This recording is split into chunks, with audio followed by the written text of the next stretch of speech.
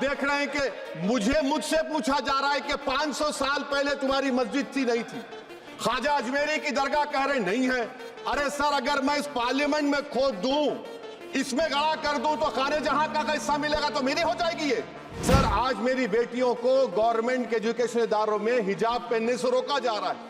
तो दोस्तों, क्या वक्फ बोर्ड की संपत्तियों पर सरकार का सर्वेक्षण मुसलमानों के हकों पर चोट है या संविधान के खिलाफ एक नई बहस की शुरुआत? संसद में उठे इस मुद्दे ने हर किसी को सोचने पर मजबूर कर दिया। ये इस पूरे मामले की गहराई में जाते हैं। भारत की संसद, जहां देश के भविष्य के फैसले लिए जाते हैं, वहां हाल ही में एक बहस छिड़ी जिसने पूरे देश का ध्यान अपनी ओर खींच लिया। लोकसभा में AIMIM के प्रमुख असदुद्दीन ओवैसी ने मुसलमानों और वक्फ बोर्ड की संपत्तियों पर हो रहे सर्वेक्षण के मुद्दे पर सरकार को जमकर घेरा। ओवैसी का सवाल सीधा और गंभीर था। क्या वक्फ बोर्ड की संपत्तियों पर हो रहे सर्वे मुसलमानों को उनके संवैधानिक अधिकारों से वंचित करने की कोशिश है? उनका कहना है कि ये न केवल मुसलमानों की संपत्तियों पर नजर रखने का एक तरीका है, बल्कि उनके अधिकारों पर सीधा हमला है। आपको बता दें कि भारत के संविधान के 75 साल पूरे होने पर एक बहस के दौरान बोलते हुए हैदराबाद के सांसद ने केंद्र पर वक्फ संपत्तियों को छीनने की कोशिश करने का भी आरोप लगाया। ओवैसी ने संसद में पूछा, क्या ये सर्वेक्षण संविधान की धारा 25 और 26 का उल्लंघन नहीं है, जो हर नागरिक को अपने धर्म का पालन करने और धार्मिक संपत्तियों को प्रबंधित करने का अधिकार देता है? उनका ये सवाल न केवल सरकार को कटघरे में खड़ा करता है, बल्कि पूरे देश के अल्पसंख्यकों को भी सोचने पर मजबूर करता है। ओवैसी ने सरकार को घेरते हुए कहा कि ये केवल वक्फ बोर्ड की संपत्तियों का मामला नहीं है, बल्कि ये अल्पसंख्यकों के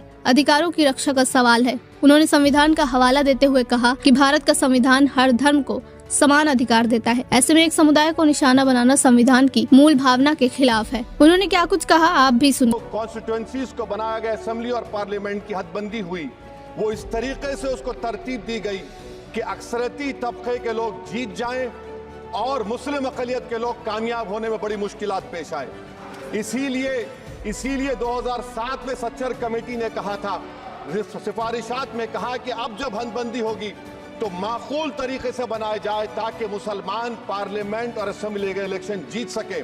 मुझे नहीं मालूम कि अब नए सेंसस के बाद जब हदबंदी होगी तो उसकी सिफारिशात को रखा जाएगा या फिर मार्जिनलाइजेशन जो मुसलमानों का हो रहा है 75 साल से, वो चलता रहेगा। सर, जब पार्लियामानी जमहूरियत की कामयाबी किस बुनियाद पर होती है?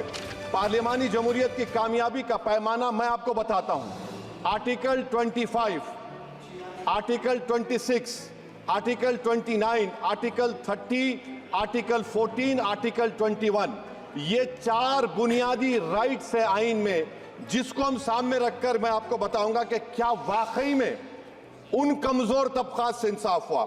मिसाल के तौर पर आर्टिकल 15 और 16 सर, 1950 का प्रेसिडेंशियल ऑर्डर निकला, तारीखी नाइंसाफी के खात्मे के लिए रिजर्वेशन दिया गया, तारीखी नाइंसाफी के लिए हजारों साल के जुल्म की बिना पर, मगर उनको नहीं मिला जिनका मजहब इस्लाम और मुसलमान था, जो भी उनसे भी नाइंसाफी जुल्म हुआ। दूसरी बात सर, दूसरी बात, दफा 25 में प्रोफेस कहा गया, article 25 talks profess.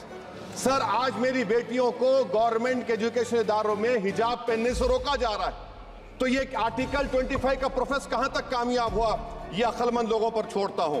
Practice sir, article 25 में अमल करना। कई रियासतों ने ऐसा कानून बना दिया कि आप ये नहीं खा सकते, आप वो नहीं खा सकते, कैटल स्लॉटर एक्ट का एक्ट बना दिया। आप बताइए कि हरियाणा, राजस्थान में पुलिस की अख्तियारात गौरक्षक को दे दिए और उन अख्तियारात का बेजा इस्तेमाल मॉब लिंचिंग में हुआ। किसका हुआ? एक लड़का था साबिर मलिक बंगाल का, मार के पीट कर मार दिया गया। क्यों? क्योंकि उसने बीफ खाया, बाद में मालूम हुआ नहीं खाया। जुनैद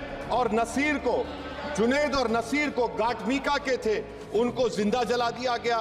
सर, फिर प्रोपगेट, आप ये आर्टिकल 25 का 3rd सेक्शन प्रोपगेट, आज आप देख रहे हैं कि मुझसे पूछा जा रहा है कि 500 साल पहले तुम्हारी मस्जिद थी नहीं थी। ख्वाजा अजमेरी की दरगाह कह रहे नहीं है। अरे सर, अगर मैं इस पार्लियामेंट में खोद दूं, इसमें गड़ा कर दूं, तो खाने जहां का हिस्सा मिलेगा तो मेरी हो जाएगी ये। आप बताइए। अब आप देखिए ये प्रोपगेट क्या हो रहा है। अच्छा, जो तब्दीली मजहब का कानून, तब्दीली मजहब, मैं तब्दील मजहब नहीं कर सकता, सरकार से पूछना पड़ेगा मुझे अपना मजहब बदलने के लिए। अगर अंबेडकर आज जिंदा होते तो बाबा साहब को भी कहते कि आप जाकर परमिशन लो, तब मजहब बदलना पड़ेगा आपको। ये हालात आज यहां पर पैदा हो चुकी है। सर, आर्टिकल 26 देखिए, It gives religious denomination the right to establish and maintain institution for religion charitable.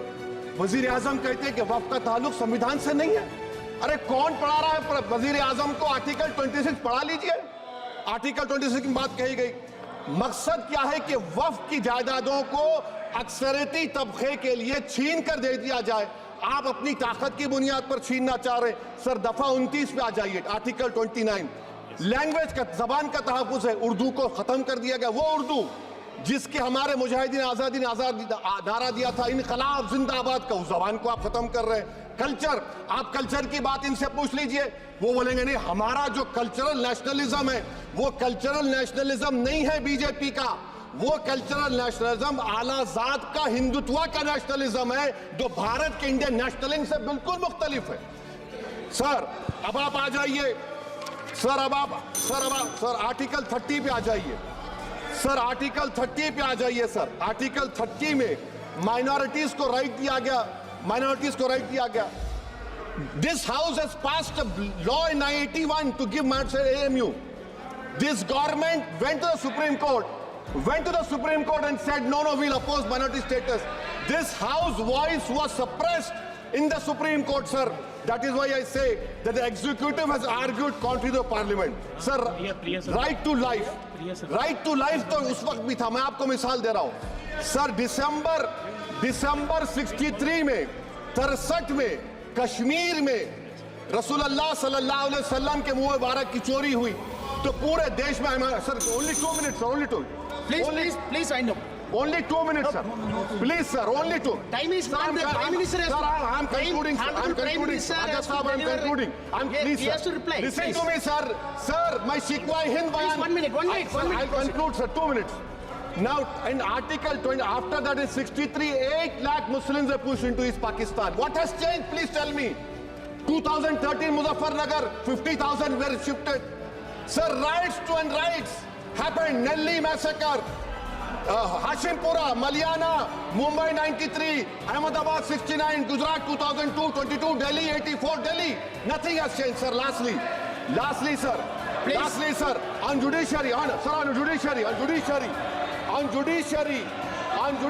sir. I'm concluding. On judiciary, sir. CAA is not being heard. 2 sitting chief ministers get bail, but Stan Swamy died in the prison, sir. That is why I say the institution functioning of Please conclude. And lastly, sir, just now Ravi Shankar Prasad has quoted a book. In that book, there's a Tipu Sultan also. Okay. That is sir. I'm concluding by reciting a share. On this I conclude, sir. Nisar में तेरी गलियों के वतन के जहां चली है रस्म के कोई ना सर उठा के चले, जो कोई चाहने वाला तवाफ को निकले, नजर उठा के चले। सर हम जिस्म और जान बचा के चले, बहुत है जुल्म दस्ते बहाना के लिए। सर हम जो चंद अहले जुरू तेरे नाम लेवा है, इख्तिदार की कुर्सियों पर बैठने वाले जो लोग थे और है वो इंटेलेक्चुअली डिसऑनेस्ट है। संविधान सच्चा है। जय भीम, आइन जिंदाबाद। ओवैसी ने इस मामले पर संसद में विस्तृत चर्चा की भी मांग की। उन्होंने कहा कि ये मुद्दा केवल मुसलमानों का नहीं बल्कि हर उस व्यक्ति का है जो भारत के संविधान में विश्वास रखता है। सवाल यह है कि क्या सरकार इस मामले को गंभीरता से लेगी या इसे केवल एक राजनीतिक मुद्दा मानकर टाल दिया जाएगा। क्या ये सर्वेक्षण सही है या सरकार की एक और राजनीतिक चाल है? आपको क्या कुछ लगता है? अपनी राय हमें कमेंट करके जरूर बताएं। वीडियो पसंद आए तो वीडियो को लाइक करें और चैनल को सब्सक्राइब करना ना भूलें।